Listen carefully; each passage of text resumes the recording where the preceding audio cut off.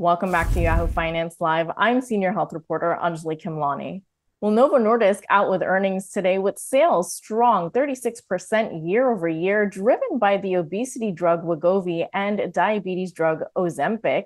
The obesity drug causing sales in the US to spike 154% year over year. Here to discuss the full year earnings is Karsten, the CFO of Novo Nordisk. Karsten, thank you so much for joining us today. And I'd love to start out with just breaking down this strong earnings for the year. We're really happy and very proud about the results we delivered this morning. Being able to grow the company by 36% is historic in our context, and in an industrial context in the pharmaceutical industry, growing 36% in an industry growing to the tune of 4% is also very, very special. And the only way that happens is that we've been able to bring products to the market that really makes a difference for the patients using these products. And that be it both for Ozempic, Wegovy, as well as for Rybelsus, our oral GLP-1. So really being able to deliver that to the market and enabling us thereby to serve to the tune of 5 million more patients as of today compared to a year ago. So really an amazing level of patient reach, which then net turns into a 36% sales growth and attractive 44% operating profit growth as well. Well, looking at the market, obviously your two drugs, Ozempic and Wegovy, taking the lead there. What can you tell us about Wegovy in particular? I know it's still on the FDA's drug shortage list, and you've had to reduce the production of the starter doses. So what can you tell us about the plans for 2024?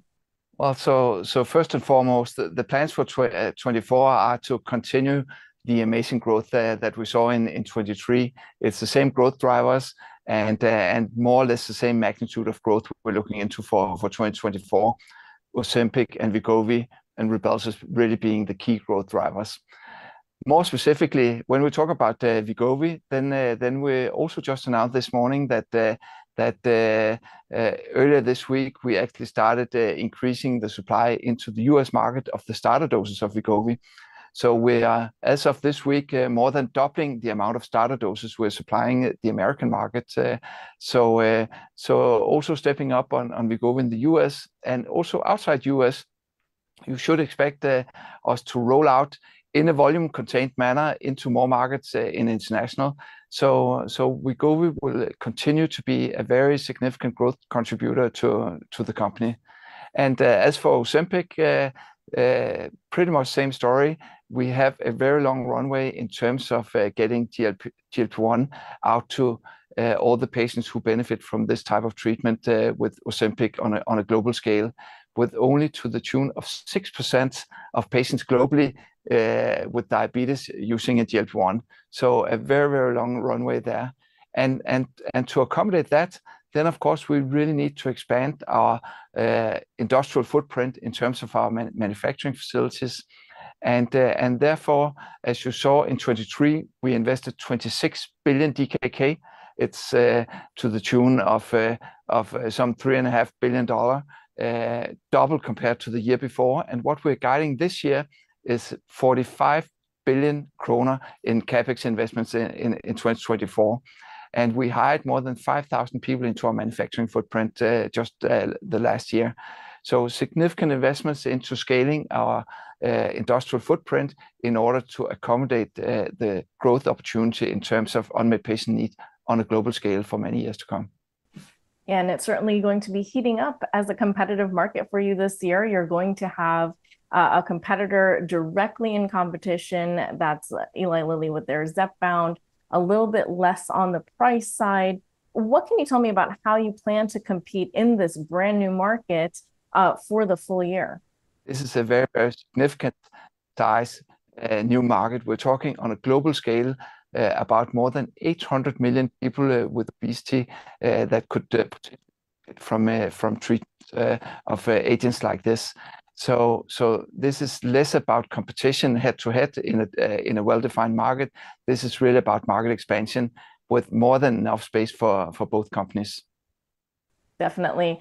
And what can you tell us about this past year and how it has, really been such a stellar year for you? One of the reasons why we named Novo Nordisk Company of the Year for 2023. Really an interesting year and sort of creating new opportunity for you. What are you looking at when it comes to, especially you? I'm sure you love looking at the balance book right now, but obviously investors are looking at you to unload some of it. And where might you be unloading some of that capital allotment that you now have?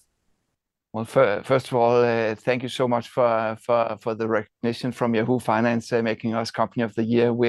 This is something we're really proud of, and to us, this recognition is also about how we run the company and all the patients we serve. And I think it's important to note that being a successful company in the pharmaceutical industry really puts a lot of pressure on the company to refresh the R&D pipeline. So what we're doing in terms of our overall capital allocation is to continue to innovate. So first and foremost, we invest in our business in R&D and supply chain, as we spoke about before.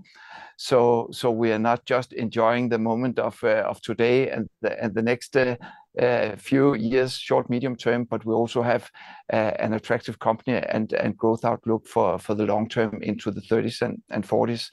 So really deploying capital into R&D and manufacturing. And morning we also announced our dividend payout, and our full year dividend payout for 2023 is up by 52% compared to the dividend payout for 2022. So a significant payout to shareholders also in the form of dividends. And then the last year in terms of capital allocation, really share buyback. And we just announced a new share buyback program of 20 billion DKK for 2024. And this is a notch down, or 10 billion down compared to 23. And that is really a function of us stepping up, as I mentioned before, our investments into CapEx now up to 45 billion DKK next year, but still share buyback also in 24. Absolutely. And I'm sure investors are happy to hear about the increased dividend for the year. We'll have to leave it there, Karsten, but we're certainly going to be watching Novo this year with keen interest as it continues to grow in this space and what you do with that cash on hand. Karsten Knudsen, CFO of Novo Nordisk. Thank you for having us.